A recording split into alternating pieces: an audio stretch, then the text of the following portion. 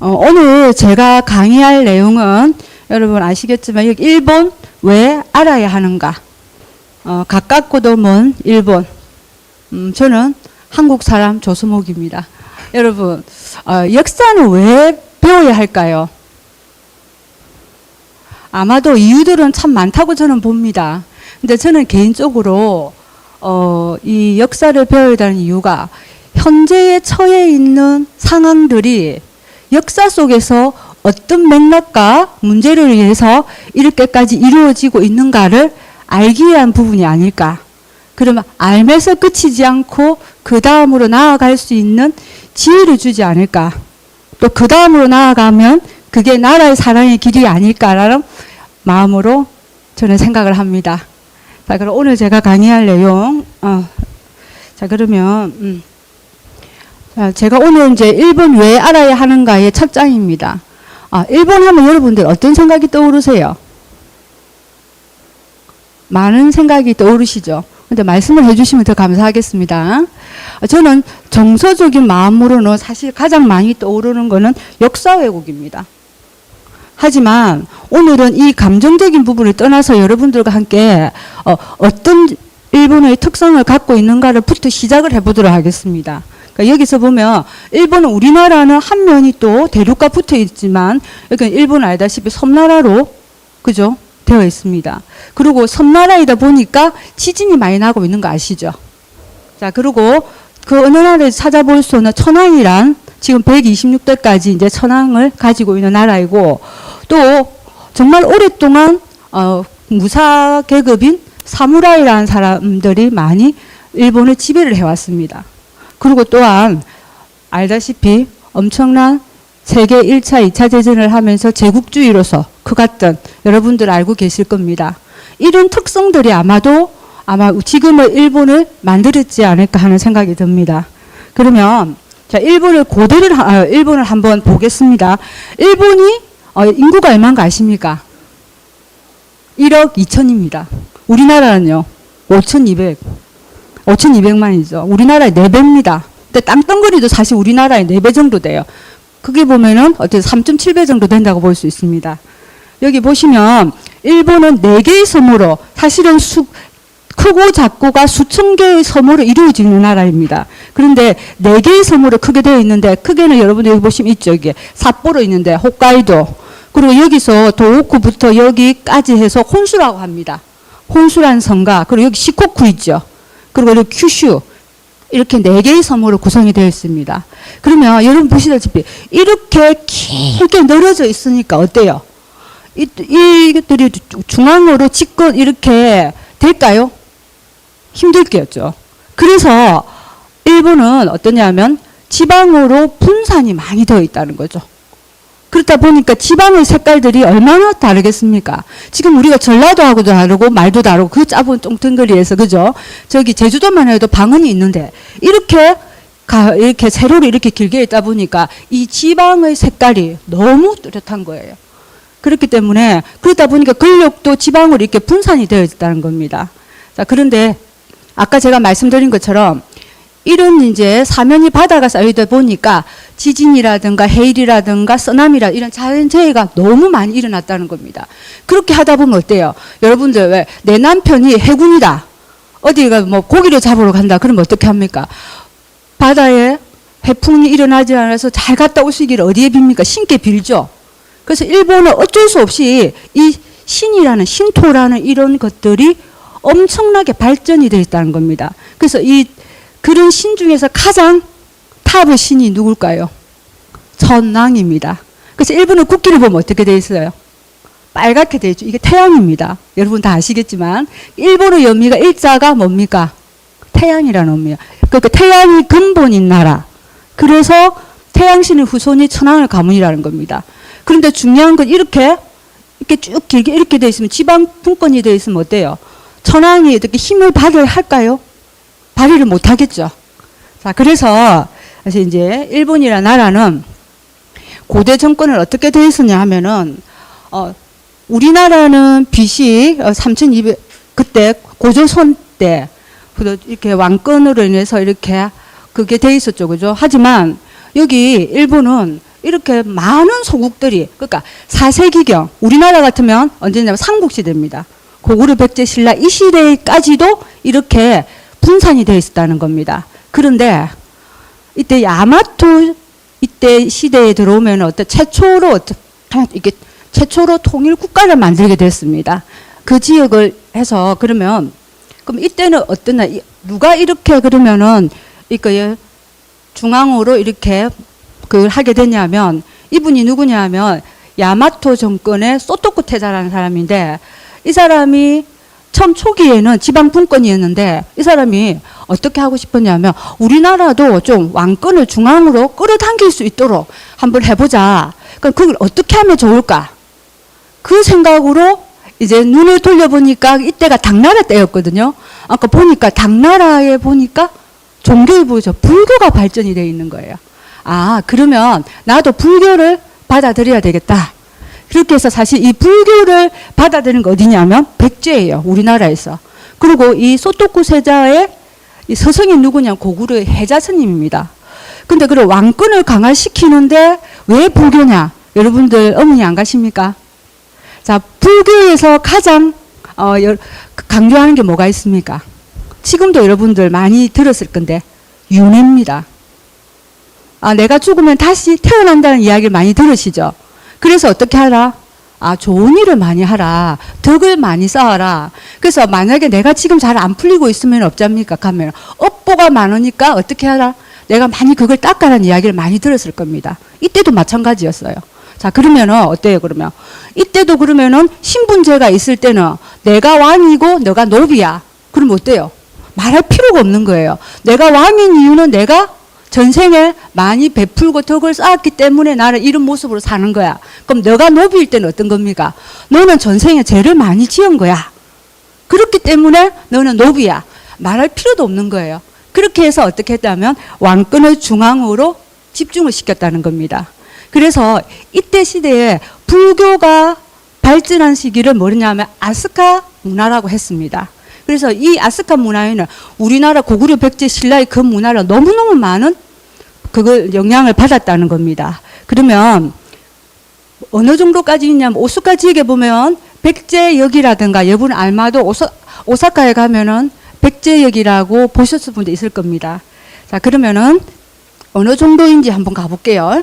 자, 이분이 보시면 어느 정도 소토쿠 체자가 제가 볼 때는 우리나라의 한 강개토 대왕 정도 될 정도로 엄청나게 추앙을 받는 그런 태자였다라고 볼 수 있습니다. 그래서 여기 지폐 있죠. 옛날 구지폐에도 나올 정도로 유명한 사람입니다.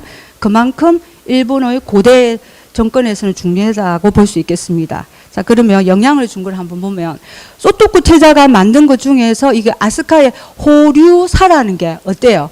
우리나라 백제의 어떤 영향을 받은 느낌 많이 안 듭니까? 요것을 만들었어요. 그리고 이게 우리나라의 불산인데 여기 광륜사가 바로 호류사인데 여기 일본의 국보 1호예요. 그리고 우리 한반도인데 이거 나무로서 만든 겁니다. 그래서 우리나라의 그 풍을 그대로 만든 게 일본의 국보 1호로 되어 있다라고 봅니다. 그리고 이 호류사는 93년에는 세계 문화유산으로 지정도 되어 있습니다. 그리고 이 호류사 안에 뭐가 있냐면 이렇게 금강벽화가 일본에 있거든요. 그래서 이게 담징이 그렸다는 말이 있고 이것이 우리나라에 있는 건데 어때요? 여기에 일본에 있는 거 거의 같은 풍이죠. 이게 다 일본으로 백제에서 이렇게 넘어간 우리나라에서 넘어간 문물들이다라고 말씀드릴 수 있습니다. 자, 그러면 아까 제가 잠깐 말씀했죠. 저 일본을 가다 오사카에 가면 쿠다라 스테이트라 되어 있죠. 이게 백제역입니다. 예전에 쿠다라가 백제라는 의미였거든요. 그래서 여기 백제역이라고 여기에 백제의 마을도 있고 또 우리의 또 선조들이 일본으로 넘어가서 이렇게 도지사도 하고 이렇게 했다는 그런 것들이 지금 역사로 남아있다. 이렇게 볼 수가 있겠습니다. 자, 그런데 이 시대에 이제 아스카 시대에 지나면서 말년에 오면서는 좀 안 좋은 일이 좀 많이 생겼습니다. 그래서 어떠냐면 그런 거는 이제 천황에 이제 며느리가 죽는다든가 후계자가 갑자기 아파서 후계자를 할 수 없다 이런 일들이 생기게 됐어요. 그럼 여러분들이 그 지역에 살다가 몸이 안 좋고 뭐 일이 잘 안 풀리면 어떻게 이야기합니까? 아, 이 터가 안 좋은가 보다라고 이야기를 많이 하죠. 그래서 옮기게 됩니다. 그래서 참 일본의 큰 특징 중에 하나가 그 지역을 바꾸면서 정권이 바뀌어요. 자, 그러면 어딘가 가볼게요. 이제 여기서 이제 야마토 정권에서 그 다음으로 간 곳이 바로 이제 헤이안 시대라고 합니다. 그러니까 여러분 일본어 아시는 분은 아시겠지. 헤이안이란 뜻이 편안하다는 의미입니다. 그러니까 그래서 이 헤이안 시대가 열렸는데 그 전에는 아까 제가 정권 시대에는 뭐랬습니까? 우리나라 그 자기 중앙으로 왕권을 하기 위해서 당나라에 가서 많은 것을 배워오고 했던 그런 시기였습니다. 그래서 당풍의 시기라고 이야기했는데 이때는 그때보다는 다시 국풍으로 돌아가자. 우리 일본 것이 더 좋은 것이야. 그래서 국풍의 바람이 불었어요. 그래서 지금 우리나라에 훈민정음이 있는 것처럼 그때 지금 일본어를 쓰고 있는 그 앞에 최초의 문자가 된 가나 문자로 만들고 그렇게 했습니다. 그러면 어떻게 돼요? 처음의 시대니까 국풍으로 돌아가자면 처음 일본이 어떤 나라였습니까? 왕권이 된 나라가 아니고 그죠? 확립된 나라가 아니고 어떻게 됐어요? 그러니까 지방분권이 되게 강해졌죠. 그런 시대로 다시 넘어가게 됐다는 겁니다. 그럼 어떨까요? 그러면 지방분권이 강해지면 그게 그러면 많은 싸움들이 일어나지 않겠습니까? 그러다 보니까 재산이 있는 사람들은 불안한 거예요. 그래서 누굴 두게 될까요? 그러면 나를 지키는 우리가 말 경찰관, 안 그럼 여기서 말하는 무사를 주게 되는 겁니다. 그 무사가 바로 사무라이라고 하겠습니다.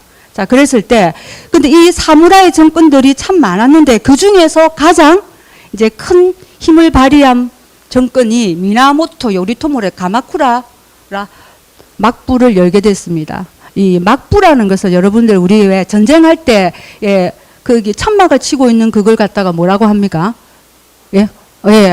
바쿠 거기에서 유래됐다고 보시면 됩니다. 왜냐하면 이런 이제 무사들은 사무라이들은 항상 다른 지역과 전쟁을 하고 있으니까 항상 그 텐트에서 모든 정치나 뭐 경제나 모든 것을 했다는 의미에서 이게 막부라는 의미를 썼다고 합니다. 자, 그러면 지금 이제 막부가 나오고 이런 이제 천황이 나오고 이러니까 여러분들이 그러면 우리 일본에서는 봉건 신분제가 어떻게 되어 있는가 한번 보겠습니다. 일단 왕이란 존재가 있죠. 지금은 126대 천황입니다. 이분이 이제 천황으로 계시고 사실 제가 천황이라 안 하고 싶지만 일왕이라고 하고 앞으로는 하겠습니다. 근데 일본에서는 천황이라고 부르기 때문에 제가 호칭을 써드렸습니다. 그리고 여기 보면 쇼군이라고 있죠. 쇼군은 장군인데 여기 보시면 군사적 지배력을 행사한 지도자입니다. 군사, 정치, 경제 등 많은 권한을 지니고 무력을 통해 국가를 통치하는 역할을 수행하는 여러분 아는 사람을 가져온다면 이토 히로부미나 아베 신조 어떻게 보면 도요토미 히데요시도 될 수 있는데 그분은 이 쇼군이 될 수 있는 거는 사무라이밖에 될 수가 없어요. 그런데 도요토미 히데요시는 사무라이가 아니기 때문에 그분은 나중에 자기가 최고로 올라가고는 간백이란 칭호를 가지면서 자기가 나라를 이제 지배를 했다고 볼 수 있습니다. 자, 그 다음에는 여기 보시면 다이묘라고 있죠. 영주. 이 사람들은 어떠냐? 소군 아래에서 지방을 통치하는 역할, 지방을 행정과 치안을 담당했습니다. 우리나라 친다면 도지사가 아닐까 싶어요. 뭐 경기도 도지사, 그죠? 제주도 도지사 이 정도 되는 역할을 하지 않았는가 싶고 거기 밑에 이 사무라이들이 어때요? 딱 지켜주고 서로 충성을 하고 복종을 해왔던 관계입니다. 그 밑에 이제 일반 평민들이 농부도 있고 상인도 있고 예술가도 있고 그러니까 이런 평민들을 이것을 하는 이제 통치를 하는 거는 사무라이들이 했다고 보시면 될 것 같습니다. 그렇게 치면 사무라이가 어때요? 꽤 높은 직책이다라고 볼 수 있겠죠, 그죠? 자, 그렇게 보시면 될 것 같습니다. 이렇게 되어 있고, 자, 그러면 아까 제가 헤이안 시대를 왔을 때 막판을 가면 갈수록 아까 제가 내 것을 내 재산을 지키기 위해서 사무라이들을 많이 이제 두게 됐다. 그 중에서도 이제 그 정권 중에서도 이렇게 가마쿠라 막부라는 게 최초로 생겼습니다. 이때 무사들을 이름으로 사무라이가 생겼는데 이 사무라이가만 가질 수 있는 게 세 가지가 있었어요. 첫 번째는 성씨를 가질 수 있었습니다. 그리고 두 번째가 뭐냐면 칼을 차고 다닐 수 있었어요. 아시죠, 여러분? 사무라이 하면 칼이잖아요. 그 다음에 평민을 적결 처분할 수 있는 힘이 있었습니다. 자, 그러면 여기에 대한 일화를 제가 하나 말씀드리면, 이 사무라이가 사는 옆집에 보면은 떡 공장에 떡집이 있었습니다. 그런데 그 떡집 주인이 아침에 일어나 보니 떡이 한 개가 비는 것 같아요. 그래서 여기 사는 사무라이가 그렇게 부유한 집안이 아니어가지고 아니어가지고 가서 아마도 그 아이가 사무라이 집의 아이가 아마 내 떡을 먹은 것 같다 싶어서 사무라이 아버지한테 가서 이야기를 했습니다. 어떻게 나왔을까요? 이 사무라이가. 그 자리에서 아들을 배를 갈라가지고 안 먹은 걸 보여주고 본인이 그 자리에서 자결을 했답니다. 그게 사무라이 정신이에요. 그 정도로 일본의 색깔 중에서 이 사무라이 정신. 그래서 앞으로 아마도 자결이란 말을 아마도 여러분들이 아마 많이 들으실 것 같은데 그게 바로 사무라이 일본이 갖고 있는 특성입니다. 근데 더 중요한 게 그걸 국사책에다가 기재를 해가지고 그것을 그러니까 교육을 시킨다는 거예요. 이런 우리의 선조들은 그런 정신을 갖고 있다. 그렇게 가르치고 있다는 겁니다. 자, 그랬는데 이 사무라이, 이때 이제 가마쿠라 막부가 이렇게 번창을 하고 있었는데 망하게 되었어요. 왜 망인 줄 아십니까? 자, 보시면 여러분들 아마 고려시대에 보면 그때가 아마 우리 징기스칸이 그 전 세계를 휘어잡고 다니던 그런 시대인 거 아시죠? 그때 징기스칸이 내가 이 세상을 다 내 것을 만들 것이라는 마음을 가지고 일본까지 쳐들어왔어요. 근데 그때는 우리와 같이 여몽연합군이라고 했는데 우리는 어쩔 수 없이 그게 기세에 눌려서 같이 오게 됐는데 두 번을 쳐들어왔는데 한 번도 이기지를 못했습니다. 왜 그랬을까요? 근데 아마도 일본군은 저 몽골에서 칭기스칸이 온 다음에 엄청 떨고 있었겠죠. 그런데 여기 카미카자라는 게 뭐냐? 카미가 신이고 카제가 태풍이에요. 그래서 신풍이라 해서 바다에 큰 태풍이 막아준 겁니다. 그래서 어떻게 되냐? 두 번을 이겼습니다.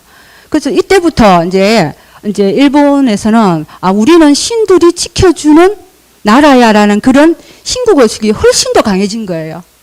그런데 이렇게 이겼으면 어떨까요? 더 번성해야 되겠죠. 근데 망하게 됐어요. 왜 망했느냐? 대부분은 전쟁을 하게 되면 어딘가에 가게 되면 영토를 뺏는다든가 뭐 곡식을 가져온다든가 전리품을 가져온다든가 이렇게 돼가지고 어떻게 자기 영향력이라든가 재산을 불리지 않겠습니까? 그런데 이때는 방어만 했잖아요.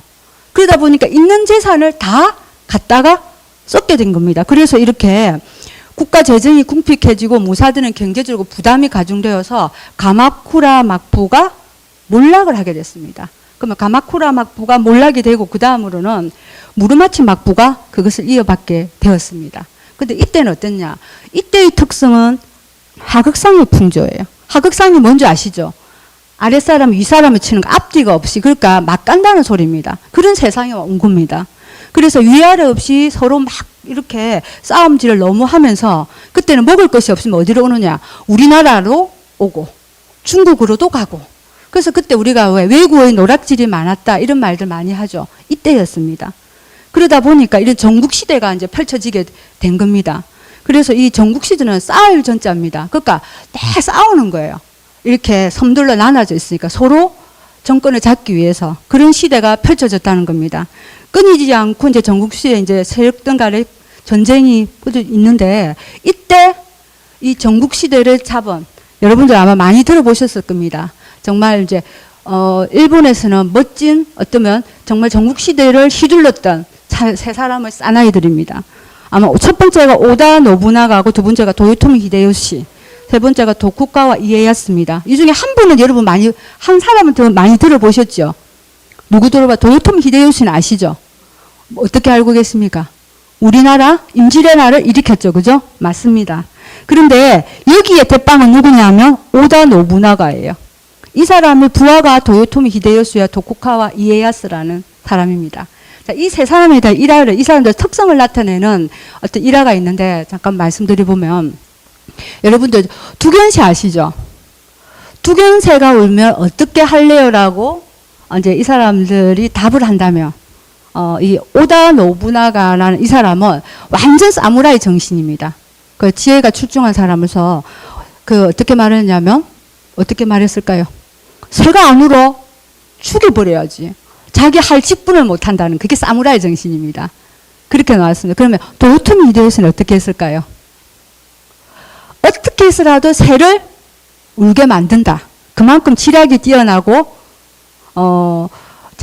그렇다고 보시면 될 것 같습니다. 그러면 도쿠가와 이에야스는 어떻게 했을까요? 울 때까지 기다린다. 이게 이 사람들의 성격이라고 보시면 될 것 같아요.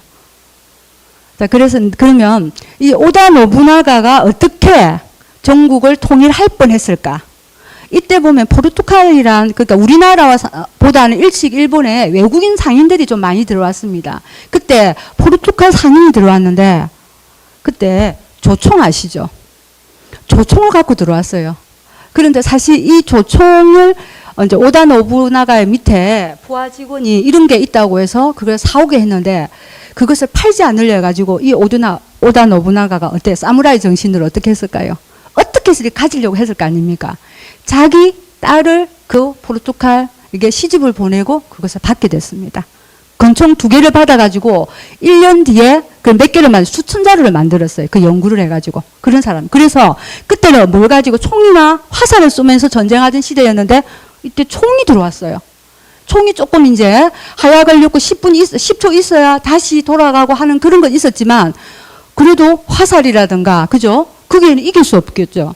그래서 조총으로 패권을 장악했습니다.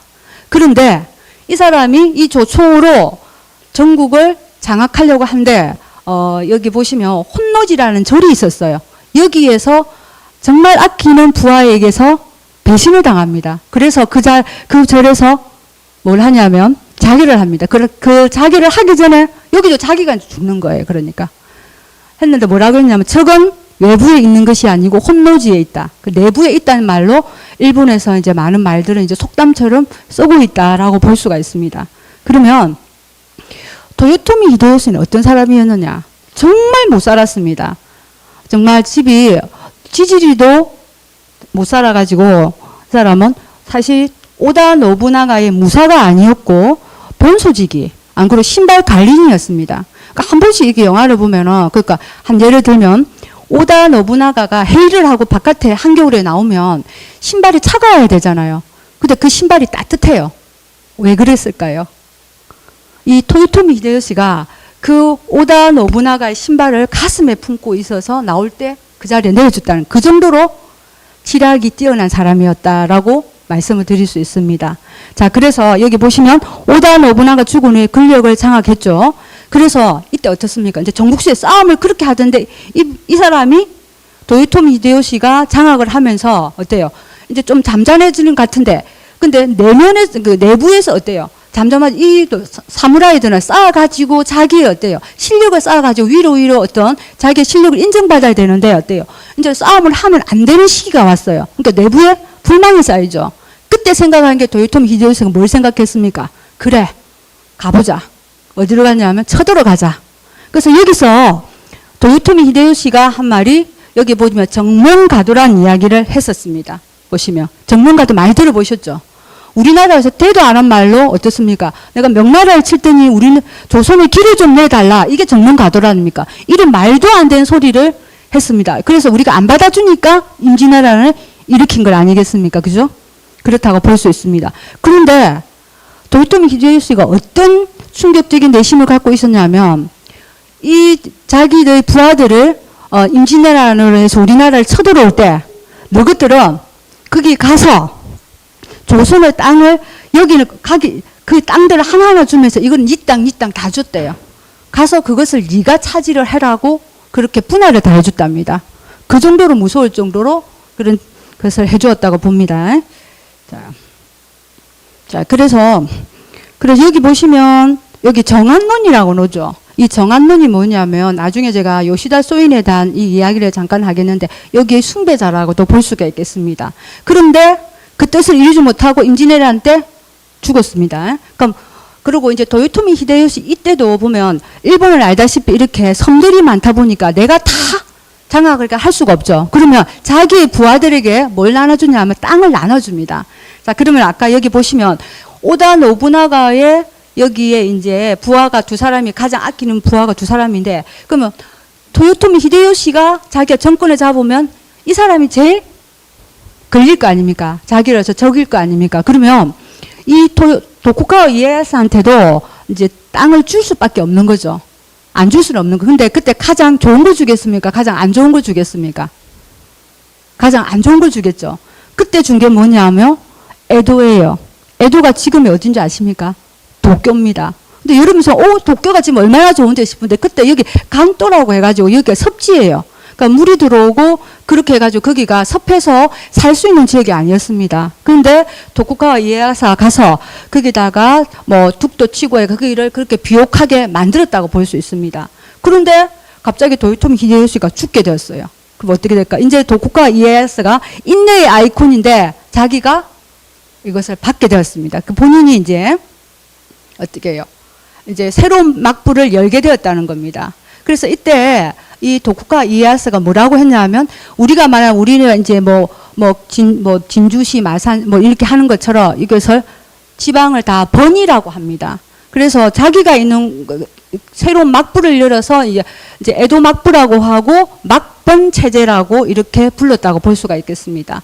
그래서 여기서 아까 말했듯이 이제 하극상의 그죠?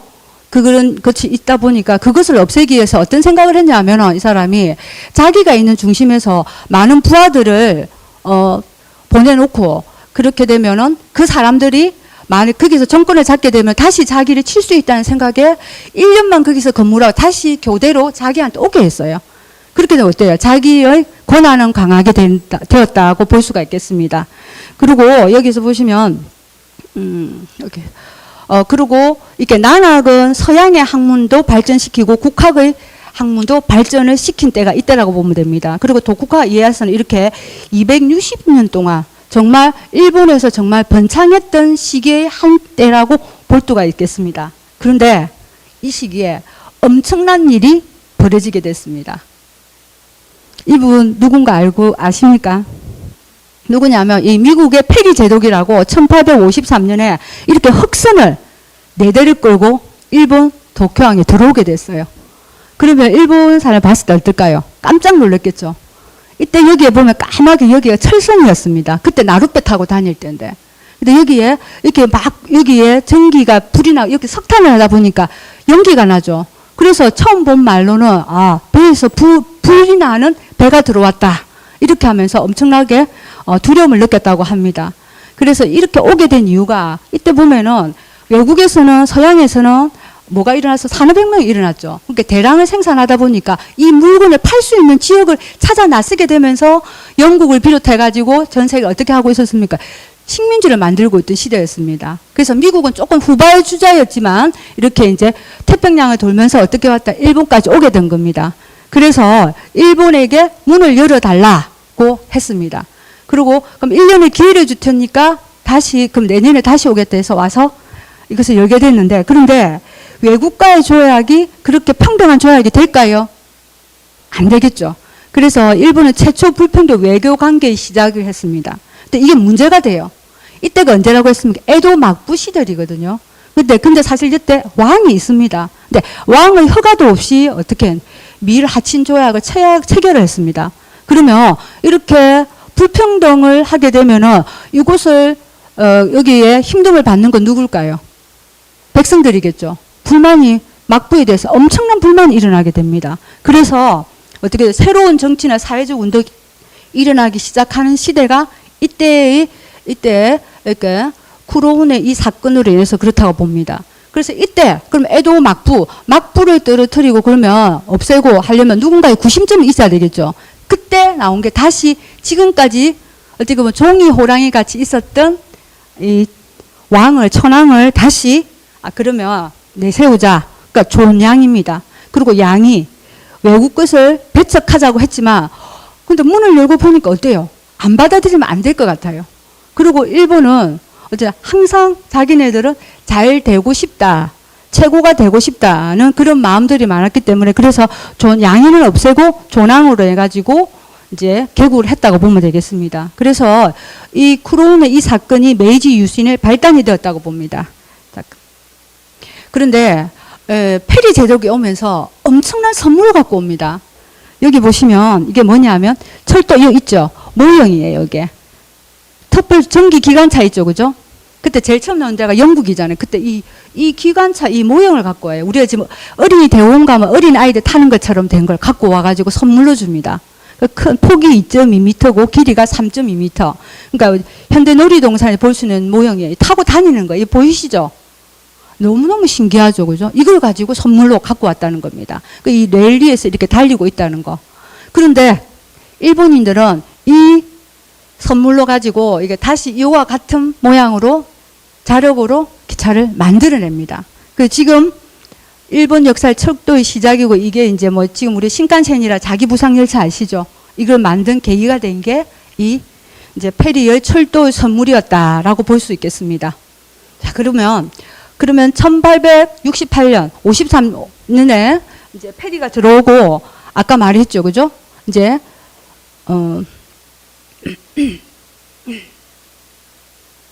천황을 다시 이제 메이지 유신, 여러분들 많이 들어보셨을 겁니다. 여기 보시면 막번 체제를 해체하고 왕정 복구를 통해한 중앙 통일 권력을 확립에 이르는 광대한 변혁을 하자 이렇게 했습니다. 메이지 유신이라는 건 메이지라는 이분의 천황의 호라고 보면 되겠죠, 그죠? 그렇게 해서 이때 일어났다고 해서 이제 일본의 근대화를 확립하고 부국 강병을 일으킨 군주라는 칭호를 받고 있다고 볼 수 있습니다.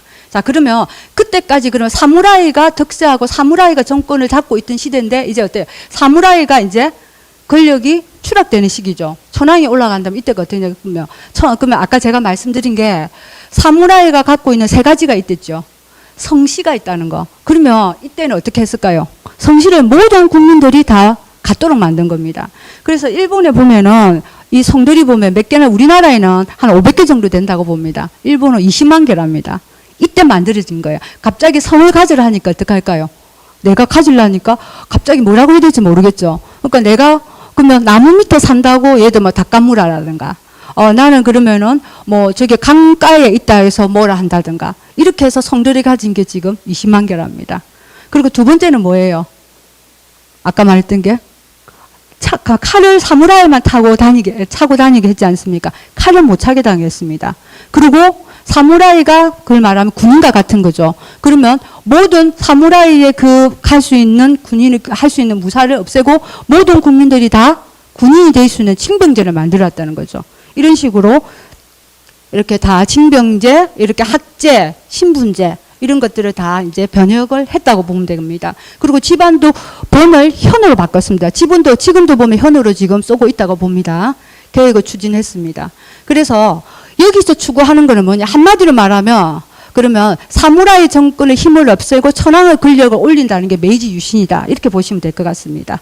그렇게 되면 천황으로 그러니까 이 여기에 보시면 땅을 계획을 함으로 해가지고 어때요? 천황의 소속으로 들어오게 되면 거기서 많은 세금이 들어오면 그걸로 가지고 나라를 발전시킬 수 있는 계기가 되고 군사적이라든가 이런 부분 자본주의를 육성할 수 있었다라고 볼 수 있겠습니다.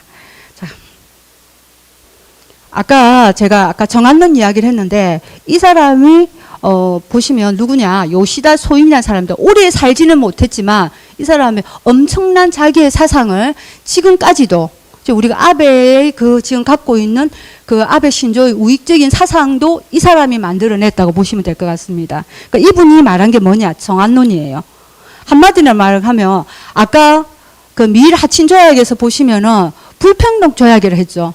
그게 있는 게 뭐냐면은 우리가 원할 때마다 모든 그걸 다 개항을 하고 우리는 언제든지 들어와서 이것을 이제 일본에 와서 할 수 있고 그리고 치해법권이라 해서 여기서 우리 미국인이 잘못해도 그걸 할 수 없다. 우리가 처벌을 하겠다. 그러니까 너무너무 불평등한 조약들이었는데 그래서 미국한테 뺏긴 게 많으니까 이 사람이 뭐랬냐면 미국에서 뺏긴 것을 조선의 토지를 수탈해서 보충해야 한다고 뜨던 사람이에요.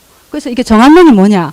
국력을 키워 뺏기 쉬운 조선의 발판으로 조선 사람들을 인질로 삼고 공납을 받아서 조선의 발판으로 만주, 리순, 중국을 복종시키고 러시아, 미국에게 이런 것은 다시 토지로 조선과 만주에서 대가품을 받아야 한다며 일본의 국력을 배양하자는 주장입니다. 무섭죠? 이런 말을 했습니다. 그래서 사실 현재에도 일본 초등학교 교과시 이 사람은 일본 미래를 제시한 영웅이라고 칭송을 받는 분이고 그렇지만 26세에 정한론을 펼쳤지만 사실 29세에 막부에 대항하다 사형이 됐습니다. 그리고 이 보시면 이토 히로부미가 아까 정한론자라고 했는데 아베가 가장 존경하는 인물로 되었다고 보시면 될 것 같습니다. 이 사상이 지금까지도 일본에 많이 이제 퍼져 있다라고 보겠습니다. 자, 이제 이 이와쿠라 사절단이란 뭐냐? 이제 메이지 유신이 되면서 그러니까 미국을 접하면서 너무나 많은 것을 이제 눈을 뜨게 됐습니다. 아, 서양 것이 좋은 것이라는 것을 알게 됐고, 빨리 배워서 이 아시아에 있는 것들을 내 것으로 만들어야 돼. 그런 야욕을 품으면서 이아쿠라라는 이 사람이 단장이에요. 이 사람을 주축으로 해가지고 외국을 배우러 가게 만들었습니다. 이 사람이 누군지 알겠습니까? 누굴까요? 이토 히로부미입니다. 나라를 부강하게 하려면 서양을 배우라는 이런 말로 유신 지도부에서 1년 6개월 동안 해외 순방을 시켜주는데 얼마를 돈을 국가 예산의 1% 1000억을 이때에 1871년에 1000억을 이 사람들 46명한테 쏟아 부었습니다. 가서 마음껏 즐기고 마음껏 배워서 일본으로 갖고 오너라 해가지고 어마어마하지 않습니까? 이때 우리나라는 뭐 했습니까? 참 안타깝습니다. 이때 고종에서부터 그땐 시기죠, 그죠? 자, 그래서 여기 보시면 미국과 불평등 조약을 재협상해야 할 필요성을 갖고, 그러니까 정말 이 사람들이 꿈도 야무지죠. 외국에 이제 이아쿠라 사절단이 찾아갔어요. 찾아가가지고 미국에 가서 이리 불평등 하니까 좀 바꿔달라. 일본이 해줄까요? 아, 일본이 그렇게 말한다고 미국이 해주겠습니까? 안 해주죠. 그러면 어쨌든 서양문을 배워야 한다는 절박감을 만들어냈다고 보시면 됩니다. 그런데 메이지 유신 하면 여러분들 아까 이제 근대화만 있다고 보는데 아까 일본인들이 외국을 갔다 오면서 느낀 것 중에 하나가 왜 체구의 차이가 많이 큰 거 아시죠? 그 사실 여러분들 외구의 말이 체구가 작다가 외구잖아요. 그런 의미가 담겨 있는 뜻도 외구가 되거든요. 그래서 여기에서 이제 메이지 유신 이때 어떻게 했냐면, 아, 우리가 근대화만 할 게 아니고 몸도 체격도 좀 키워보자. 그렇게 해서 이때 나온 게 바로 여러분들 지금 맛있게 먹고 있는 돈가스입니다. 그러니까 고기를 먹어야 된다. 근데 왜 고기를 안 먹었을까요? 일본은. 제가 아까 고대 때 보시면 고대 정권 이야기할 때 불교였지 않습니까? 불교를 그것을 숭상하다 보니 거기에는 고기를 먹는 게 안 됐지 않습니까? 그게 이제 못 먹게 했기 때문에. 그런데 이때는 어떠냐? 메이지 때 천황이 몸집을 키우기 위해서 육식 금지령 한 걸 다시 풀어줬습니다. 그래서 이렇게 그것도 벌크업을 시키려고 어떻게 튀겨가지고 먹였어요. 그렇다고 보시면 될 것 같습니다. 자, 그래서 이 메이지 유신을 이제 요리 유신이라고도 말을 한다라고 볼 수 있습니다. 자, 그러면 여러분들 아까 페리 제독이 들어오고 나서 미일 하친 조약을 하면서 너무 불평당한 조약을 일본이 당했죠. 일본이 여러분들 보시면 자기들이 그러면 자결을 하는 사람들이 그 사람들이 갖고 있는 성품이 온화할까요? 그렇지는 않을 것 같죠. 좀 독한 데가 있다는 생각이 드시죠. 자기들이 받았던 거 아까 정한나노처도 말한 것처럼 그럼 이것을 우리가 이런 불평등을 받은 것을 이대로 있으면 안 되지. 우리도 그게 받은 만큼 뺐어야지. 그래서 언제냐 1875년에 운요라는 배를 끌고 일본이 해안 탐사를 핑계로 조선에 불법으로 침투했습니다. 그래가지고 강화도 그럼 불법으로 오니까 우리는 거기는 총을 쏘겠죠. 어떤 뭐 실강이가 있었겠죠. 그것을 빌미로 삼아 가지고 어떠냐 우리 조선 정부에다가 보상을 요구합니다. 그러니까 우리나라는 처음 여기 그걸 받다 보니까 어떻게 될지 몰라가지고 일본에 수능을 했어요. 근데 그 1년 뒤에 강화도 조약을 맺게 됩니다. 이게 일본이 미국과 불평등 조약을 맺은 거와 똑같은 걸로 해가지고 어떠냐면 강화도 조약을 맺게 됩니다. 조약 내용이 뭔지 압니까? 조선을 자주국으로 일본과 평등한 권리를 가진다. 이 말들은 여러분 너무 좋은 말 안 같아요. 자주적으로 일본과 평등한 권리를 가진다. 왜 이게 자주적이라는 말을 썼을까요? 저는 이 내용을 보면서 참 많이 궁금했습니다. 왜 그랬을까요? 자주라면 어떤지요? 그 갖고 있는 것을 인정해 준단 말이죠. 이때가 어떤 시대입니까? 이때는 우리나라가 청나라의 사대를 하고 있던 시대예요. 그러니까 청나라가 그게 너희가 거기다 사대를 하지 말고 너희는 자주국이야라는 것을 심어주기 위해서 여기다 조약 내용에다가 이렇게 쓴 겁니다. 얼마나 머리를 쓴 겁니까? 그게 이게 자주라는 의미입니다. 자주라는 의미를 넣었다는 겁니다. 그리고 여기 두 번째가 보면 일본은 조선의 해안을 자유로이 청량할 수 있다. 자유로이. 저거 마음대로 들어와서 어디든지. 자기 나라도 아닌데. 그리고 조선의 항구에 머무르는 동안 일본의 법에 의해 보호법을 받아 아까 제가 치해법권 이야기했죠. 미국이 말했던 그대로 지금 하고 있다는 겁니다. 그리고 개항장에 일어난 범죄 사건은 속인주의 입각의 자국의 법에 따른다. 그거예요. 이게 미국이 했던 그대로 이렇게 했다는 겁니다. 그래서 이것이 사실 일제의 식민지주의적 침략적 신호탄이라고 보시면 될 거예요. 그런데 그 더 참 정말 개탄할 일은 이 조약을 맺고 왔는데 우리나라 왕은 정말 잘하고 왔다고. 그러니까 조약이란 자체를 모르는 거예요. 이 조약이 얼마나 무서운 줄을 모르는 겁니다. 국제적으로 이게 인정이 되는 게 조약인데 그 자체도 모르는 게 우리나라였습니다. 정말 안타까운 겼죠. 자, 그런데 이 일이 있고 나서 1882년에 여러분 이모군란 아시죠? 이모년에 군인이 반란을 일으킨 게 이모군란이라고 여러분 알고 계시죠? 그죠? 크게 보면 신식군인과 구식군인인데 어때요? 구식군인이 신식군인한테 차별을 받는 게 이모군란이지 않습니까? 근데 여기서 근데 한 달치 12달 월급을 못 받는데 한 달을 받으면서 어떻게 됐냐면 여기다 모래하고 겨하고 섞어가지고 받게 되는 거. 그럼 어떻게 화가 나죠? 그래서 너무 화가 난 거예요. 그래서 이 구식군인들이 이렇게 한 것은 누가 문제다?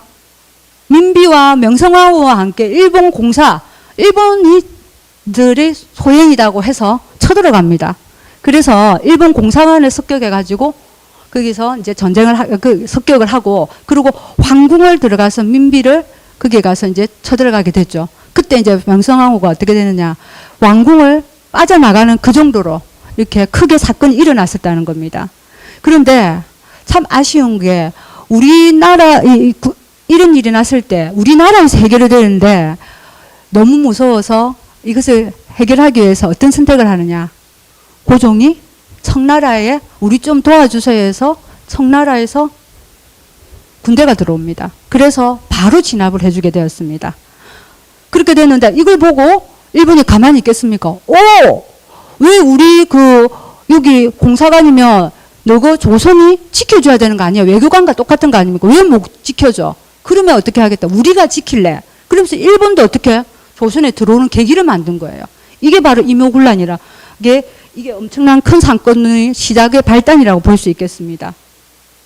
자, 그러고 나서 2년 뒤에 갑심정변. 그러면 아까 말했듯이 청의 힘은 세워졌겠죠. 왜냐하면 우리의 조정이 그죠? 정부가 어떻게 했어요? 청의 힘을 빌려서 했기 때문에 청이 이렇게 이제 내정 간섭이 엄청 심해졌다는 거죠.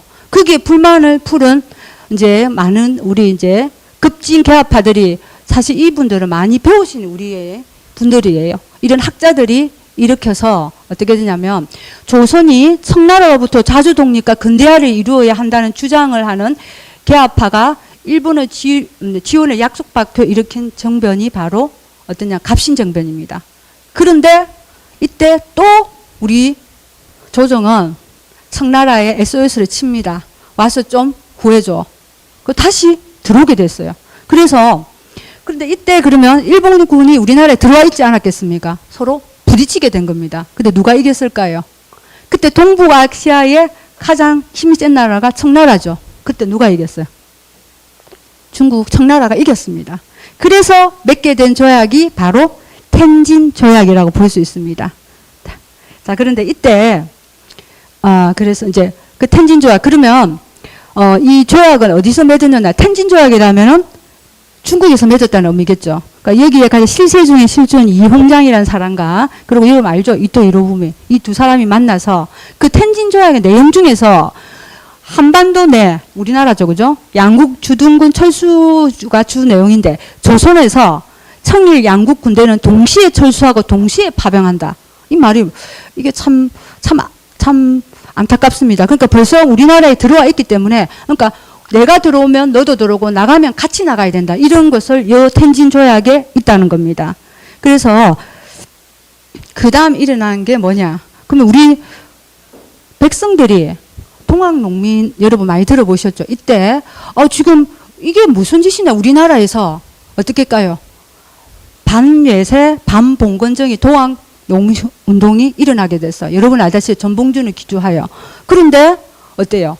이런 사건이 나니까 청나라에 또 군대를 지원해가 들어오고 하니까 이 사태가 커지게 되니까 어떻게 놓냐면 이게 강군과의 싸움을 하는 거 중단을 하게 됩니다. 그런데 동학 농민들 군들은 다 철수를 하게 됐는데 청군하고 일본은 군대를 철수를 하지 않아요.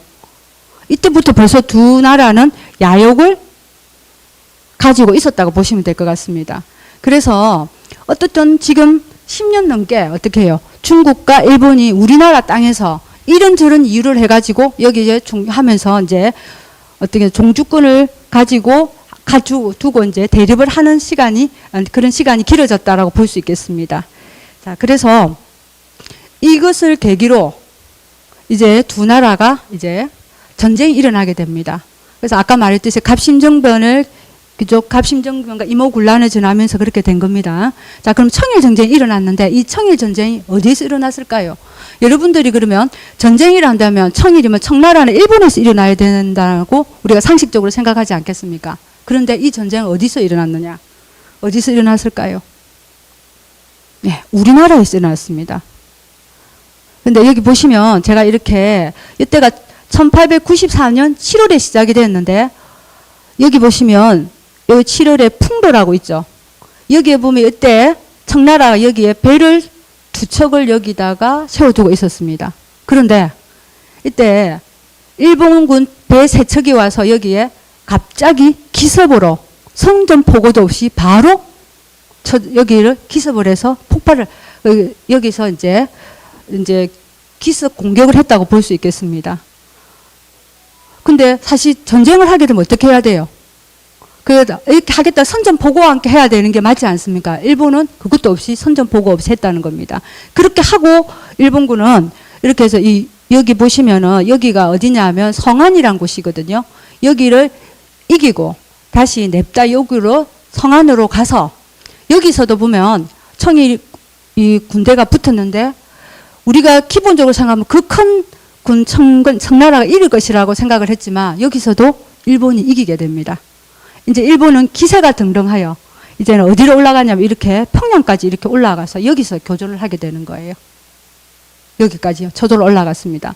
그런데 사실 이때까지도 어떠냐? 이때 7월달 이때까지도 서로 전쟁을 한다는 선전 보고도 없이 이게 끝나고 일본이 이제 어떻게 하는 선전 보고를 하게 됐다는 겁니다.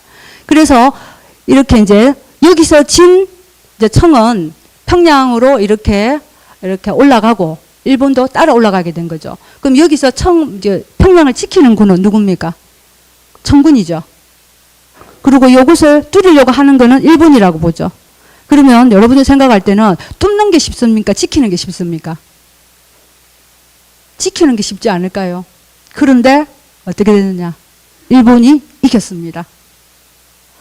정말 대단하지 않습니까? 여기서 일본이 그렇게 해서 여기를 이기고 일본이 이제 여기 우리나라의 우리나라 이 땅을 전체 다 이제 일본 땅으로 만들고 이제 냅다 이제 이쪽으로 이제 만주 쪽으로 이제 이렇게 올라가게 된 겁니다. 자, 그러면 이때 그럼 우리나라에서 전쟁을 하고 있었다면 그럼 우리나라 강군들은 뭘 했을까요? 뭘 했을까요, 여러분? 참 안타까운 부분인데 우리 조선도 보면 이제 강군들이 중앙군과 지방군으로 이렇게 나눠져 있었다는 겁니다. 근데 아시다시피 중앙군은 일본과 강제 이렇게 군사 동맹을 맺어서 해가지고 일본군을 도와줘야 될 입장이었습니다. 그런데 아까 제가 이게 평양까지 올라갔다고 했죠, 그죠? 그 평양 여기에서 청군이 내려와 있으면 여기 일본군을 돕겠습니까? 어쩔 수 없이 청군을 도왔다는 겁니다. 그럼 어떤 일이 일어났을까요? 우리나라 백성들끼리 이렇게 싸우는 이런 비극이 일어났습니다. 그러니까 6.25 전쟁에만 일어난 게 아니고 이 청일 전쟁 때도 어떻게 해요? 정말 일어날 수 없는 동족 상장의 비극을 이게 그림을 한번 봐보세요. 여기 누굽니까? 청군이죠. 지키고 있는 건 누구예요? 우리나라 강군이에요. 이렇게 어설프게 이렇게 하고 있답니다. 그러면 다른 일본 쪽의 중앙군 쪽에서는 어떻게 했을까요? 일본군 그죠? 거기서는 일본군과 함께 싸우고 그럼 우리나라의 그 민족끼리 싸웠다는 겁니다. 정말 일어날 수 없는 민족 비극이 발생한 게 바로 청일전쟁이다라고 말씀을 드릴 수가 있습니다. 자, 그러면 여기까지 우리나라를 다 이렇게 먹고 이제 다 하고 이제 어디로 가게 되냐? 여기에 이제 만주 쪽으로 이쪽으로 오게 됩니다. 이쪽이 이제 만주죠, 그죠? 그리고 여기가 뭡니까? 여기가 누가? 이쪽이 어디예요? 이 만주 이쪽이죠, 그죠? 그리고 여기에 보면은 여기가 여순이 리순항이라고 있거든요. 여기를 이제 공격을 하게 됩니다. 근데 여기가 왜 중요할까요? 여기가 사실 청나라에서도 여기 보면 요새라고 할 정도로 여기가 해군으로서 없으면 안 될 지역입니다. 그러면 일본으로 봐서는 어떻습니까? 이들이 꿈꾸는 게 정안론으로 해서 만주까지 쳐고 들어가고 중국까지 가야 될 사람인데 여기를 해야 여기 배를 띄워야 어디로 갑니까? 이렇게 해서 중국으로 들어가는 거예요. 그렇게 이 리순항이라는 게 엄청나게 중요한 항입니다. 근데 여기에서 어때요? 여기서 이기고 여기 들어갑니다. 근데 정말 대단하게도 일본이 하루 만에 여기를 잡아먹어버려요. 어떻게 해서 이런 일이 일어났을까요? 이때 붙었던 이제 군인이 일본은 12만이고 그리고 청군은 13만 5천인가 이랬는데 거의 비등비등했는데 근데 청군은 이때가 어떤 때였냐면 정말 나라가 시끄럽고 정말 나라 엉망인 때였거든요. 그런데 그 12만 중에도 그게 9천은 어제까지는 민간이었던 사람을 옷을 입혀고 온 사람들이었어요. 그럼 그 많으면 뭐합니까? 그죠? 그렇게 해가지고 하루 만에 이 요새를 어떻게 한다? 여기를 갖다 자기의 땅으로 점령을 해버리는 그런 캐그를 올리는 게 바로 일본이었다. 그렇게 볼 수 있습니다. 그래서 정말 이 전쟁으로 인해서 청나라가 동북아에서 최고로 군림하던 게 하루아침에 무너지는 게 아닌가. 그런 전쟁이 아니었는가 싶습니다. 그럼 여기를 하면 여기서 그럼 일본은 이렇게 청나라로 갔을까요? 안 갔습니다. 왜냐하면 여기에 이제 날씨적인 부분도 있었지만 그때 청나라에 많은 외국인의 세력들이 들어와 있었어요. 근데 그때 이제 영국이 가장 많은 이제 그걸 갖고 있었지 않습니까? 식민지를 갖고 있었는데 거기서 보니 좀 불안한 거예요. 자기들이 중국에서 많은 세력을 갖고 있는데 만약에 일본이 들어와서 거기에 북경을 이렇게 다 잡아먹어 버리면 자기가 갖고 있는 이권을 뱉어내야 되기 때문에 못 들어오게 한 겁니다. 그래서 일본은 가만히 있겠습니까? 어떻게 했냐? 여기 보시면 웰하이 있죠, 그죠? 여기를 점령하는 겁니다. 그리고 어디를 가느냐? 대만을 갔어요. 근데 왜 갔을까요? 전쟁법에 의하면은 전쟁 시에 그때 내가 점령한 땅은 다음에 강화 조약할 때 내 것으로 우리나라 걸로 받을 수 있다는 조약이 있기 때문에 그걸 알고 그러니까 이렇게 일본 외에 이게 대만성을 점령을 했다는 겁니다. 그래서 4월 17일 날 이렇게 9개월 만 이것은 마무리가 되었다라고 볼 수 있습니다. 자, 그러면 아까 리순의 항을 제가 아까 전쟁 이야기를 했죠. 그 하루 만에 점령을 하고 여기서 여러분들이 정말 만주 대학살은 알고 있지만 리순 대학살은 잘 모르고 계실 건데 여기에 엄청난 사건이 숨어 있었습니다. 어떠냐면 이때 이제 폐잔병 탐색과 소탕이라는 명분을 봐가지고 대대적인 학살을 했어요. 그런데 보시면 민간인이나 포로라든가 사실 그 전쟁에 때는 민간인을 절대 죽이면 안 된다는 조항이 있습니다. 근데 그거 무시하고 무차별적으로 이 사흘 만에 2만 명을 갖다가 죽였다는 겁니다. 그래서 이 보시면 일본군이 쓴 일기에 보면 나는 분노를 참지 못해 청군을 보면 뼈를 가루로 만들어 버리겠다고 이렇게 벼르고 자기도 엄청난 많은 사람을 죽였다는 그런 일기장에 써 있는 내용도 있는데 그래서 리순 대학살 사건은 앞으로 일본이 벌이는 군국주의 대학살의 한 시발점으로 저희가 보고 있습니다. 그래서 이때부터 일본은 피해의 맛을 봤다라고 볼 수 있겠죠. 그러면은 전쟁을 치고 나면 여러분들 꼭 그게 붙는 게 강화 조약이죠. 자, 아까 텐진 조약에서는 텐진에 가서 조약을 했죠, 그죠? 그때는 누가 이겼습니까? 청군이 이겼어요. 이번에는 누가 이겼어요? 일본이 이긴 겁니다. 그래서 어디로 불렀냐? 시모노세키로 불렀습니다. 거기에 첫 번째 조약이 뭐냐? 또 나옵니다. 청은 조선이 완전 무결한 자주 독립국임을 확인하며 일본과 대등한 국가임을 인정한다. 또 나오죠, 자주. 독립국. 그러니까 이 말은 어떤 의미일까요? 청 너가 여기 침 바르지 말라는 겁니다. 그러니까 대한민국도 그러니까 조선이 자주 독립국이다. 너의 속국이 아니다는 말을 여기에 첫 번째 이 조약에 첫 번째가 얼마나 중요한지 압니까? 그 많은 조약 중에서 1번 1파타로 이게 제일 중요한 거야. 이건 잊어버리지 마 하는 게 바로 이 조약이었어요. 이런 조약을 우리가 여기 두 사람이 가지게 된 겁니다. 그리고 여기 보시면 라오똥 반도 아까 했죠, 그죠? 그리고 타이완섬 왜 갖는 거 아시죠? 그리고 여기에 뭐 대만 이런 것들을 다 일본 제국에게 할량한다. 두 번째입니다. 그리고 여기 배상금이다가 있죠. 청은 일본에게 배상금 2억냥 지불한다. 이 2억냥이 어느 정도인지 아십니까? 2억냥이면 일본의 예산의 4년치예요.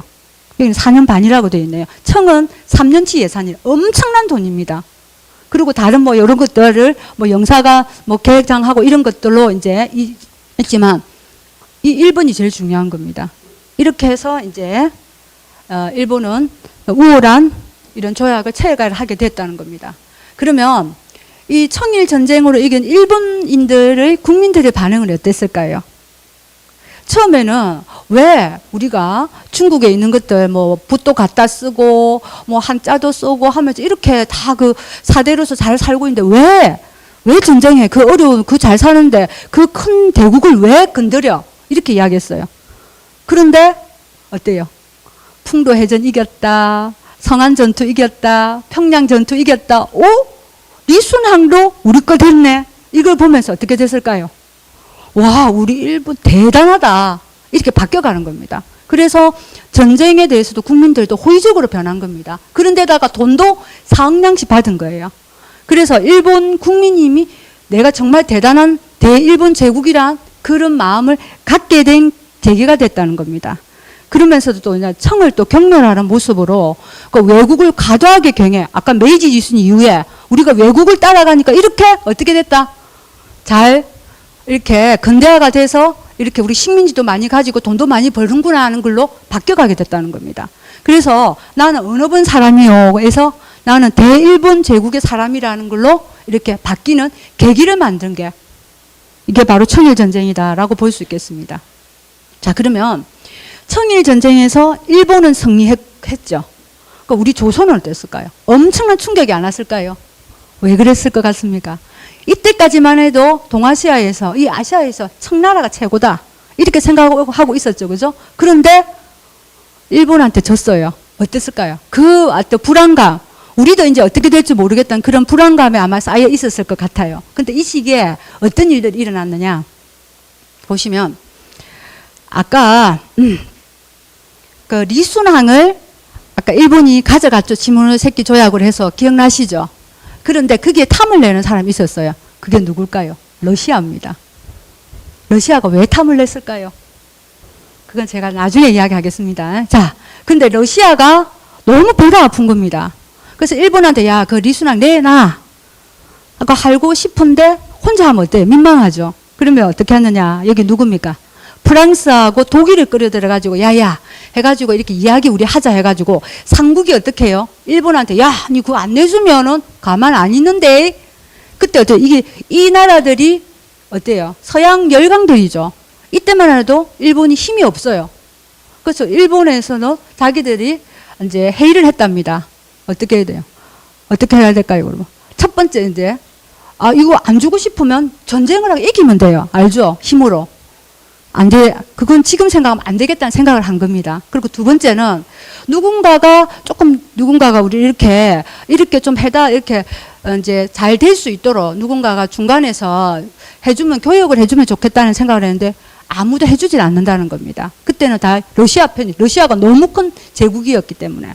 그리고 세 번째는 어쩔 수 없이 힘이 없으면 어떻게 돼? 중재가 안 되면 어떻게? 쥐어야 되는 겁니다.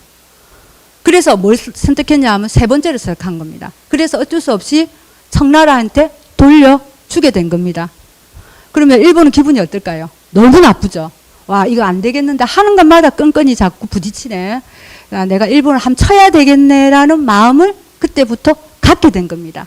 그래서 청일 전쟁 이후에 러일 전쟁까지 10년이라는 시간이 있거든요. 그때부터 일본은 이를 갈고 이제 국방을 이제 크게 이제 강화시키려고 노력을 했다고 볼 수가 있겠습니다. 그래서 이 삼국 간섭이 늘 전쟁을 일어나게 한 어떤 계기 중에 하나라고 볼 수 있습니다. 자, 그러면 아까 제가 말했듯이 우리나라는 이제 청이 최고인 줄 알았는데 근데 이제 일본에 우리의 간섭이 많겠다 싶어 벌벌 떨고 있었는데 갑자기 러시아라는 게 나타나가지고 어떻게 했어요? 야, 니 그거 안 주면은 쳐들어간다. 이렇게 막 어떻게 했어요? 협박을 하는 걸 봤습니다. 그러니까 우리 조정을 어떻게 했을까요? 아, 러시아네. 러시아가 힘이 더 세네. 그러니까 우리 조정은 다시 러시아에 붙게 됐습니다. 참 안타까운 일입니다. 그래서 이제 여기에 이제 베베로 공사관 있죠, 그죠? 여러분들 많이 들어보셨을 겁니다. 와서 뭐 정치적인 것도 상황도 하고 뭐 이런 게 민비가 그때 되게 힘이 셀 때였지 않았습니까? 그래서 그것을 쳐다보고 있는 일본은 어떤 마음이었을까요? 엄청나게 부글부글 끓어오르겠죠. 아, 도저히 못 참겠다. 그래서 1895년 10월 8일 새벽에 담을 넘습니다. 경복궁 담을. 여러분 아시죠? 을미사변이 뭔지. 을미사변이 뭔가 아시죠? 이제 우리 명성황후가 일본인에 의해서 시해가 된 사건입니다. 그래서 그날 정말 처참하게 명성황후가 처참하게 죽은 날입니다. 정말 치욕적인 날이죠. 어떻게 일국의 왕후를 이렇게 죽일 수 있다는 걸 아마도 어떤 나라에 살 수 없는 그런 미개한 짓을 일본이 했다고 보시면 됩니다. 정말 우리로서는 치욕스러운 날이 아닐까 이제 싶은 마음이 듭니다. 그러면 우리 명성황후를 죽였다면 어떻게 해야 돼요? 처벌을 받아야 되죠. 근데 결과가 어떻게 나왔을까요? 여러분들. 결과가. 증거 불충분으로 다 무혐의가 됐습니다. 근데 여러분들 제가 학교 다닐 때는 여기에 명성황후를 죽인 사람들이 낭인이라고 했습니다. 그러니까 불량배, 소인들이 했다고 하는데 전혀 그렇지 않습니다.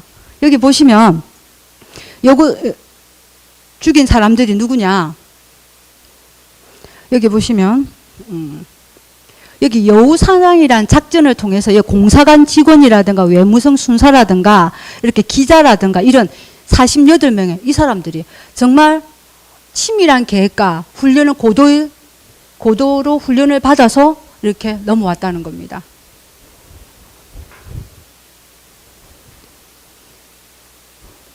그런데 이것을 실행하고 계획하고 성인한 사람이 누구냐? 실행한 사람은 여러분 많이 우리 TV의 역사에서 많이 본 미우라 고로라는 사람, 이 사람이 실행을 하고, 그리고 이 계획을 한 사람은 이 사람이에요. 이노우에 이 사람입니다. 그리고 성인을 한 사람은 이토 히로부미, 이 사람을 위해서 이렇게 정말 일어날 수도 없는 이런 일들을 만들었다는 겁니다.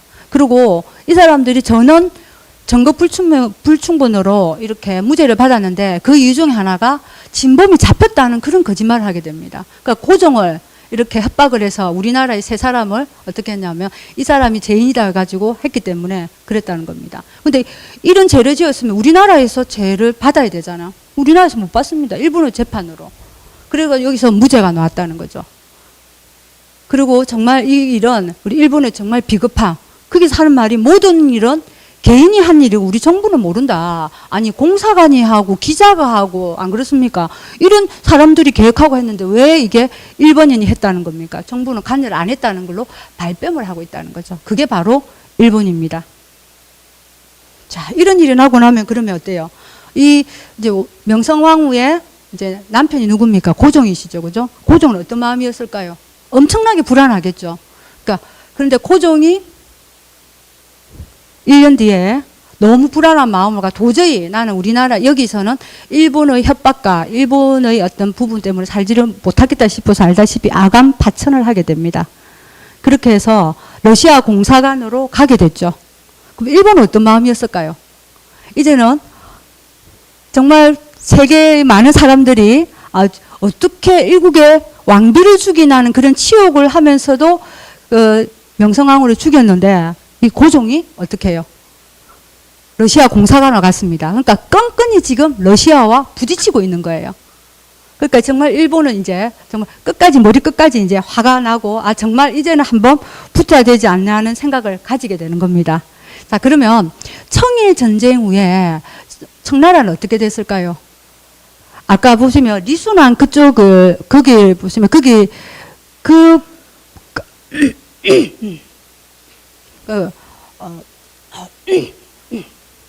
청일 전쟁 후에 죄송합니다. 예. 청일 전쟁 후에 중국에서는 어떤 일이 일어났냐면은 아까 사응량이란 어떤 그것을 주게 되었죠. 그다음 그 돈이 있었을까요? 그러자 그때 그 돈이 청나라에 없다는 걸 알고 외국의 열강들이 청나라에 들어와서 뭐라 하냐면 9나라가 들어와서 참 돈을 빌려줘. 야, 우리나라 돈이 있으니까 빌려줄게. 돈 빨리 일본에 갚아. 이렇게 된 겁니다. 그래서 9나라의 외국의 뭐 영국, 프랑스, 일본, 프랑스 뭐 이런 독일 이런 나라들이 다 들어와서 이제 중국에 들어오게 된 거예요. 근데 그 국민들이 그걸 보고 어떤 느낌이 들었겠습니까? 이러면 안 되겠다는 생각이 들죠. 거기 와서 돈을 빌려주고 이런 열강들이 와서 그러면 여기에 어떤 그 이권을 다 가져가는 겁니다. 근데 그게 그때 러시아도 들어가게 돼서 돈을 빌려주게 된 거죠. 그런데 다들 다른 열강들은 텐진에 가서 이제 하고 있다면 러시아는 어떻게 했느냐. 그게 만주 있죠. 만주하고 리순 그쪽에 가서 거기에 철도를 놓고 있고 이렇게 하고 있는 거예요. 그걸 본 그때 영국이 엄청나게 화가 난 겁니다. 아니 너 러시아 이거 지금 뭐 하는 짓이야 이렇게 생각이 들었어요. 그런데 그때는 부딪힐 수 없는 상황이었습니다. 그래서 그때 어떻게 하느냐. 영국은 러시아가 너무 감사합니다. 영국은 러시아가 너무 미운 거예요. 그래서 그러면 일본에게 가가지고 어떻게 하냐. 야, 이 러시아 밉지? 나도 미워. 우리 공동의 적이니까 우리 같이 연맹을 맺어서 어떻게 러시아를 쳐부수자. 이런 동맹을 맺게 된 겁니다. 그러면 이 중국의 어하단 사건이라 아까 말했듯이 그러니까 천국의 그 국민들이 그러니까 외세, 그 서양 귀신을 몰아내자라는 이런 운동이 벌어졌던 게 이 시기라고 볼 수 있습니다. 자, 이렇게 했을 때 그럼 이제 일본은 어때요? 엄청난 천군만마를 얻은 거죠. 이때 영국은 어떤 정도였느냐? 정말 저 유럽에 있는 모든 아프리카나 어떤 땅을 모든 거의 대부분의 많은 땅을 식민지로 갖고 있던 그런 시대였기 때문에 일본으로서는 엄청난 힘을 받게 된 겁니다. 자, 그러면 러시아는 왜 그러면은 만주를 그쪽에 가서 철도를 놓고 이렇게 했을까요? 자, 그럼 러시아의 야심을 한번 보겠습니다. 여기 보시면 이 러시아가 이렇게 땅이 있잖아요. 그죠? 그러니까 여기 보시면 여기 페테르부르크하고 모스크바가 있습니다. 여기 뭔지 아시죠? 시베리아 열차죠. 아마 여러분 중에서도 아마도 버킷리스트에 들어있을 수 있습니다. 이 먼 거리, 이 거리가 얼마나 되는 줄 아십니까? 지구의 4분의 1밖에요. 9,000km, 9,200km예요. 이 긴 거리로 이렇게 되어 있습니다. 그래서 근데 왜 그러면 러시아는 이 시베리아 열차를 놓게 되었을까요? 시베리아가 세계에서 인구 밀도가 가장 낮은 거 아시죠? 그리고 여기가 어디예요? 너무 추워요. 그래서 여기는 그 해에 10월부터 5월까지는 여기가 다 얼어 있습니다. 어딜 나갈 수가 없어요. 근데 눈을 돌려보니까 어때요? 영국은 바다로 가지고 어떻게 하고 있다? 이렇게 모든 거 여기를 다 잡아먹고 있으니까 우리도 힘을 좀 키워보자 라는 생각을 갖게 된 겁니다. 그렇게 해서 하려고 하니까 여기서 필요한 게 뭐냐면 여기서 이제 이쪽으로 얼어 있으니까 먼저 시베리아 열차로 해서 이렇게 뚫러서 동쪽으로 가다 보면은 여기 아까 어딥니까? 요쪽이 보면 우리나라 여기 있거든요. 이쪽에 가서 이제 이 리순항은 보면 안 얼어요. 근데 여기 보면 블라디보스톡도 얼거든요. 그래서 그게 꼭 필요했던 거예요. 그래서 그걸 아까 삼국 간섭을 해서 자기가 그걸 차지하려고 했다라고 볼 수가 있습니다. 이런 야심을 갖고 있었던 게 러시아였습니다. 근데 이제 러시아와 일본에서 어떤 사건이 있었냐면 아까 제가 여기 블라디보스톡 여기 이제 철도 시베리아 열차를 여기가 기공식을 할 때였는데 이분이 비운의 항태자 여러분 아시죠? 니콜라이 3세입니다. 이 사람이 항태자 시절에 블라디보스톡을 이제 기공식을 참석을 하게 되었습니다. 그렇게 해서 올 때 이제 이 사람이 뭘 끌고 배를 들고 들어왔는데 뭘 끌고 들어온지 아십니까? 그때 배 이름이 뭐냐면 코리에츠래요. 코리에츠라면 우리나라 코리아 남자라는 그런 의미고 또 만주라고 해가 갖고 왔답니다. 그러니까 얼마나 러시아가 이 만주와 이쪽으로 관심이 많느냐를 보여준 겁니다. 근데 깜짝 놀란 거죠, 일본으로서는.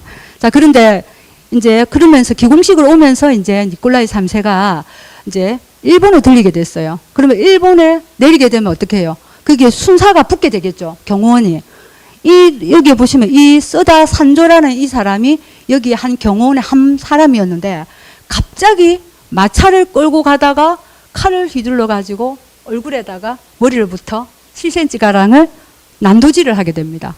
엄청난 사건이 난 겁니다. 이때만 해도 어때요? 1800년 이때는 일본은 청나라, 그러니까 러시아를 쳐다도 못 볼 정도로 힘이 강한 때였습니다. 깜짝 놀란 겁니다. 근데 나중에 알고 보니까 이 사람이 러시아가 우리나라를, 일본을 힘들게 하고 이렇게 한다는 걸 알고 그냥 감정이 있어가지고 자기가 개인으로 한 겁니다.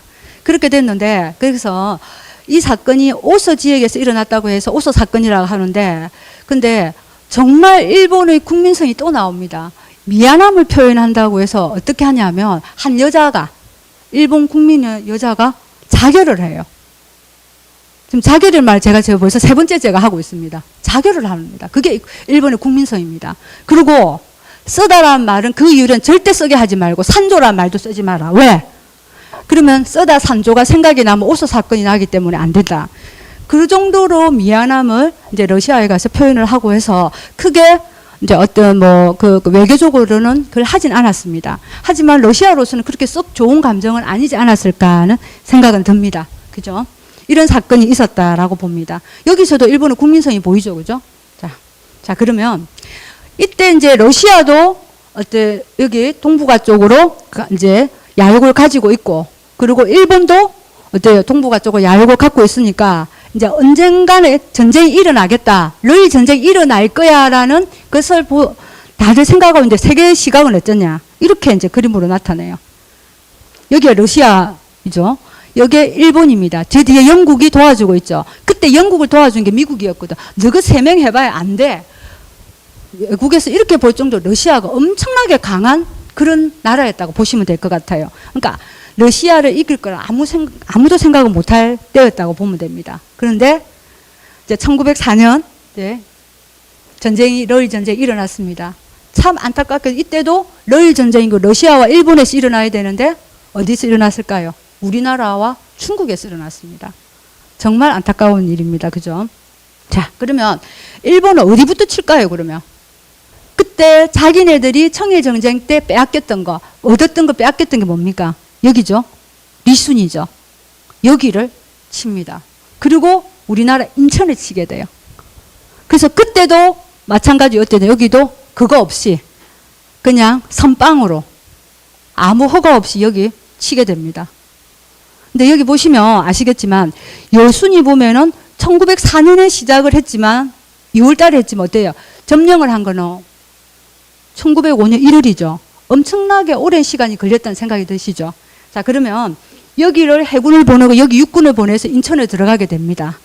자, 그랬을 때 그러면 인천을 들어가서 그리고 러일 전쟁이 발발한 2주 후에 어떤 일이 있었느냐. 정말 우리나라로선 정말 치욕적인 한일 의정서가 만들어지게 됩니다. 이 조약이 뭐냐. 조선 정부를 협박해 억지로 중립을 주장하는 대한민국을 세력권에 넣기 위해서 대한제국 항성을 공격하고 점령한 뒤 강제로 체결을 한 조약입니다. 그게 보면 대한제국을 군사 기지화를 시키겠다는 이게 들어있는 게 한일 의정서라고 보시면 돼요. 그 내용의 가장 중요한 게 뭐냐. 일본 정부가 필요하면 어떠냐면 조치를 취한다는 겁니다. 이 영토에서. 그리고 대일본 제국 정부는 전황을 목적을 성취하기 위해서 어떻게 한다. 군락상 필요한 지점을 임기란 뭐냐. 언제든지 수용할 수 있다는 겁니다. 그러니까 여기서 제일 중요한 거는 군사 기지화를 했다는 건데 어디를 군사 기지했을까요? 여기에요. 용산 기지 아시죠? 지금 대통령 계시고 지금 미군이 있는 곳 아시죠? 이게 바로 한일 의정서. 그때 일본인들이 러시아 전쟁을 할 때 우리나라의 최초로 여기 점령한 역사적 출발점이 용산 기지예요. 정말 참 가슴 아픈 곳입니다. 여기 보시면 조선 주둔 일본군 사령부와 조선 총독부 간저가 있고 24단 2만 명을 병력을 할 수 있는 체유지입니다. 여기가 할 수 있는. 그러니까 한강과 남대문 사이에 위치해 수로와 육로가 교차되어 지리적 장점이 있어 용산을 선택을 했다는 거죠. 참 정말 안타까운 일입니다. 그래서 그 이후에도 이 러일 전쟁 이후에도 1945년 광복 후에도 일본의 군사시설을 주한미군이 그대로 이어받아 주둔하게 되었어요. 이런 역사적 이렇게 가슴 아픈 곳이 바로 용산이다라고 볼 수가 있습니다. 그런데 우리 일본군이 우리 조선에 주차한 것 이름이 뭐냐면 조선 주차군이었어요. 그 조선 주둔 일본군인데 이게 일본 제국이 조선 지역을 수비하기 위한 이라는 주둔군인데 이때 뭐라고 하고 일본인들을 우리 이제 여기 오게 주둔을 하게 되냐. 일본에 들어가서 일본인들이 한국에 들어가서 군사상 점령을 하고 영원토록 한국에 주둔할 태세를 갖춰라. 완전 우리나라를 먹겠다는 이때부터 이런 생각을 가지고 있었다는 겁니다. 참 정말 참 가슴 아픈 곳입니다. 그죠? 자, 이제 그럼 러일 전쟁이 시작이 됐죠. 그죠? 그런데 세계의 모든 열강들이 말하는 그런 모든 것이 빗나가게 러시아는 이기지 못했습니다. 그러니까 인천을 여기를 쓰고 그 다음에 여기 나온잉 여기 전투에서 이기고 그렇게 해서 어디로 가느냐 여기 만주를 지나서 여기 자기네들이 그때 잃었던 여순항에 오게 됐습니다. 근데 러시아는 그러면 이때까지 10년 동안 있으면 어떻게 해놨을까요?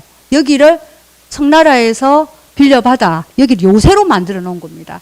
그래서 여기 1년이란 시간이 걸린 이유가 뭐냐? 아무리 여기 일본이 가서 이거 뜨뜨리가 해도 열리지 않는 거예요. 그랬는데 어떻게 한 거냐? 이제 일본 대만의 총통이라는 사람이 이제 아무리 봐도 그냥 육군으로라든가 갖고 있는 건 안 되겠다. 해안포를 갖고 와가지고 여기서 엄청난 먼 거리에서 쳐가지고 이걸 부숴가지고 여기서 거의 10개월 만에 여기를 점령을 하게 된 겁니다. 이게 바로 러일 전쟁이라고 볼 수 있겠습니다. 자, 그로 인해서 이제 어느 정도 이제 한 번도 러시아는 이기지 못하고 일본군에서 밀려서 여기까지 왔습니다. 그런데 러시아가 그렇게 호락호락한 나라는 아니죠. 왜냐하면 러시아라는 게 여러분 알다시피 엄청난 발틱 함대라는 그런 해군도 갖고 있고 그러니까 해볼만 했을 겁니다. 그런데 러시아에서 엄청난 일이 생겼어요. 러시아 내부에서 생긴 일을 한번 보면 여러분 아마 영화로 많이 봤을 겁니다. 피의 일월이라고 영화 보신 적 있죠? 여기 보시면 1905년 1월 이때가 리순 그때 공략하고 이때입니다. 러시아의 상트페테르부르크에서 발생을 했는데 뭐냐면 여러분 알다시피 전쟁이 되면 국민들이 뭐가 되냐면 세금을 엄청나게 많이 내야 되는 거 아시죠?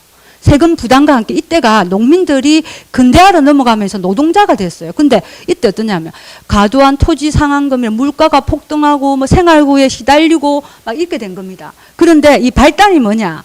최대 금속 기계 공장의 노동자들이 부당 해고를 당한 거예요. 먹고 살기 힘들었는데 일하게도 못 만들어준 겁니다. 그렇게 돼가지고 어떻게 했냐면 전국으로 시위가 전개가 됐는데 그랬는데 이때 이제 노동자들은 어떤 마음을 가졌냐면 이런 억울함을 우리 이렇게 부당 해고 당했어요. 그러면 그때의 왕이요 니콜라이 2세 아까 그 사람인데 아마 왕궁에 찾아가면 왕은 우리의 말을 들어줄 거야 하고 막 그렇게 평화 시위를 하고 갔답니다. 그날 일요일이었어요. 그런데 그때 니콜라이 2세는 어떻게 했느냐? 그것을 보고 많은 이제 노동자들이 오고 하니까 겁이 나서 그때 그 사람은 국가에 별로 관심이 없는 사람이었습니다. 자기 식구들을 데리고 왕궁을 떠납니다. 그러면서 군대에게 하는 말이 뭐냐? 진압해. 그렇게 떠난 겁니다. 그래서 여기 보시면 여기 왕궁인데 이 앞에 다 군인이에요. 벌써 총을 쏴가지고 어때요? 이렇게 몇만 명이 한 번에 죽게 된 겁니다. 이 사건이 바로 피의 일요일 사건이에요. 여러분 바깥에서는 지금 일본한테 지금 깨어지고 있고 내부에서는 이렇게 하고 있고 어때요 여러분? 지금 러시아가 좀 정신이 있겠습니까 없겠습니까? 정신이 없겠죠. 그런 때가 있죠. 그래서 정부가 무력으로 유혈로 진압이 됐다는 겁니다. 그래서 이 사건으로 우리한테는 이제 황제 없어. 이제는 혁명이야. 그래서 혁명이 이제 러시아 혁명이 일어나게 된 겁니다. 근데 여기에도 또 다른 암흑이 숨어 있습니다. 자, 일본에 이 사람이 누구냐? 모토지로 아카시라는 사람이 이 사람이 이 상트페르부르크 제가 발음도 잘 안 됩니다. 주재 일본 대사관인데 천재적인 첩보 능력을 가졌는데 이 사람이 벌써 러일 전쟁을 할 것이라는 거 알고 내부 분열을 일으킨 사람이에요. 이 사람이. 그래서 이 피의 일요일 사건을 만들게 된 2년 전부터 이것을 주도했던 성직자가 누구냐? 가쁜 신부 이런 사람한테 공작을 해가지고 더 하게끔 만들었다고 보면 됩니다. 근데 여기 얼마나 돈을 많이 쓴 줄 압니까? 5,400억. 우리나라 돈 5,400억을 갖다 공작 자금을 썼다는 겁니다. 그래서 이 러시아의 이 아카시가 이제 이 어쩌면 러시아 러일 전쟁을 치게 만들었던 어떤 불씨를 만드는 것도 있다고 말씀드릴 수가 있겠습니다. 자, 그러면 아까 말했듯이 지금 그렇게 여기에서는 안에서는 서쪽에서는 지금 어떻게 되고 있어요? 여기서는 전쟁이 나고 난리가 나고 있고, 그죠? 내부에서 이제 여기 혁명이 일어나고 난리가 나고 여기서는 지고 있는 겁니다. 근데 러시아가 그냥 돌아설 수가 없지 않습니까? 그래서 그때 최후로 말한 게 뭐냐?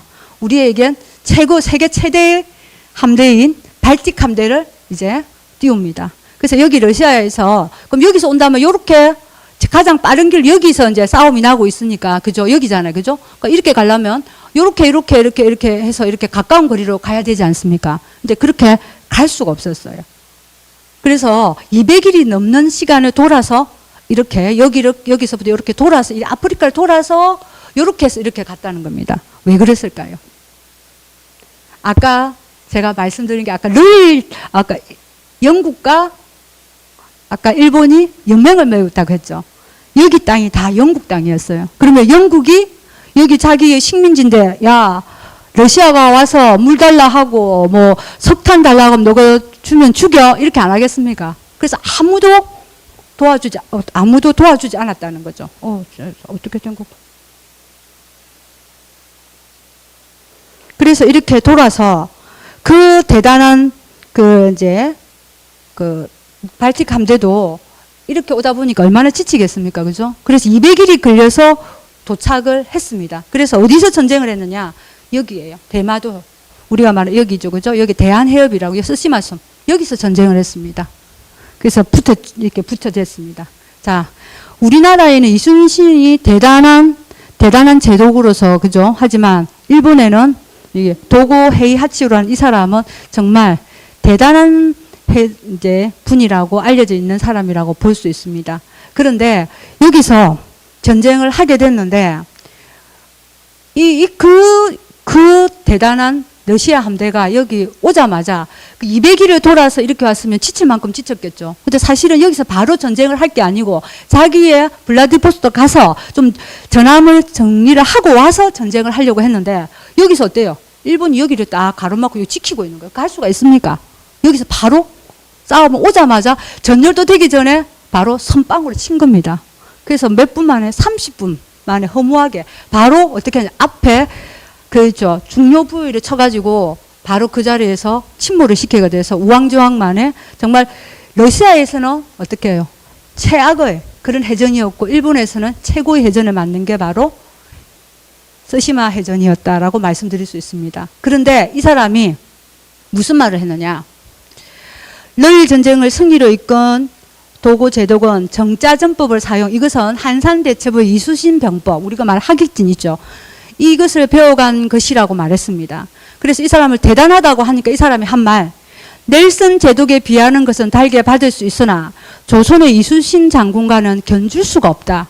그 정도로 말할 정도로 이수신에 대한 격찬을 했다고 볼 수 있습니다.